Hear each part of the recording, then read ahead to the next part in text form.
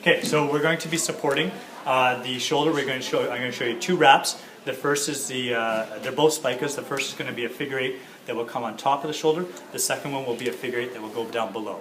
It will be a subsequent video. So what we're trying to stop here and prevent is the mechanism for dislocation, anterior-inferior dislocation of the GH. So we're stopping flexion, abduction, external rotation. So we want to promote an internal rotation, adduction moment.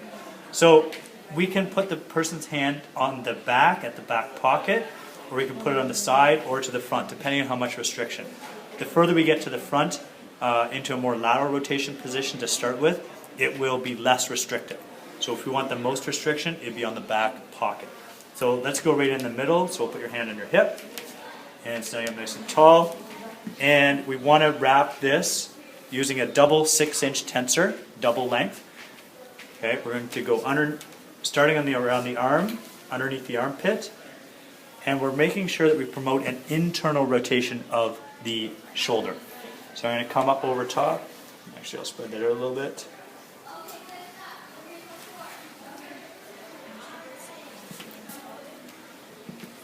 Okay, I'm going to come around the chest, underneath the other armpit. And this is the up over top. So up over top. I've folded over my tensor just to give it something to hold on to. Give it a little bit of a tug here. Coming up loosely around the armpit because that's where you're going to cut off some circulation. And I'm overlapping by half. I'm creating a nice herringbone with my figure eights there. Give it some tension there, pulling that into downward and adduction, internal rotation. Around the back. Again, giving that little bit of a tug here. Careful how tight you're going around the armpit, and then just continue on the rest of the length of the tensor.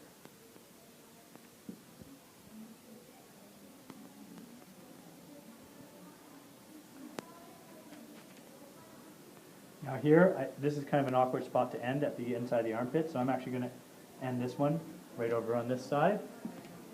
So for lab purposes, we just are going to use clips. This is how you would temporarily hold on the support technique.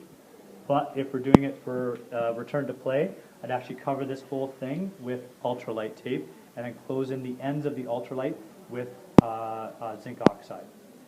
So this is the tape job, should give him some restriction in external rotation, abduction, extension, or flexion, sorry, flexion. Should help to pull him back down a little bit.